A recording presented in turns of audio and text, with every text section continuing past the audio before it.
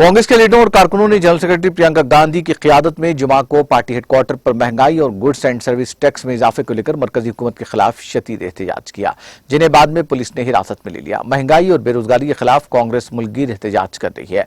Parliament house में एक मार्च भी निकाला गया, जहां कांग्रेस के साबिक सदर राहुल गांधी समेत कई लीडरों को हिरासत में लिया गया। कई कांग्रेसी कारकुनान सुबह से ही पार्टी दफ्तर पर जमा हुए और महंगाई जीएसटी को लेकर हुकूमत के खिलाफ नाराबाजी की। प्रियंका ने पार्टी लीडर हरीश रावत और दीगर के साथ मिलकर एक गाड़ी में गैस सिलेंडर डालकर वजीर आजम नरेंद्र मोदी की रिहायशगाह तक मार्च निकालने का मंसूबा बनाया। जैसे ही कांग्रेस सरकार ने पहले पुलिस की रुकावट को तोड़ा, उन्हें सिक्योरिटी एहलकारों ने रोक दिया। Party general secretary Priyanka Gandhi ने पार्टी दफ्तर के बाहर धरना दिया, जिसके बाद पुलिस ने उन्हें हिरासत में ले लिया।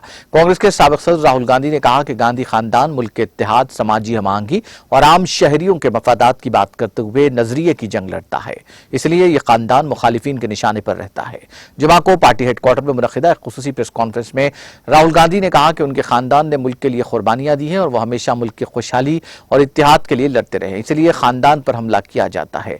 गांधी खानदान नजरिए की जंग लड़ता है, ये बरसों से समाजी हमांगी के लिए लड़ रहा है। मेरे खानदान ने मुल्क की खुशहाली के लिए कुर्बानी दे दी है। ये हमारी जिम्मेदारी है कि हम मुल्क के इत्तेहाद के लिए लड़े। जब गलत काम होते हैं, किसी खास मजहब के लोगों के साथ नाइंसाफी होती है, तो हमारा नजरिया इसे बर्दाश्त नहीं करता।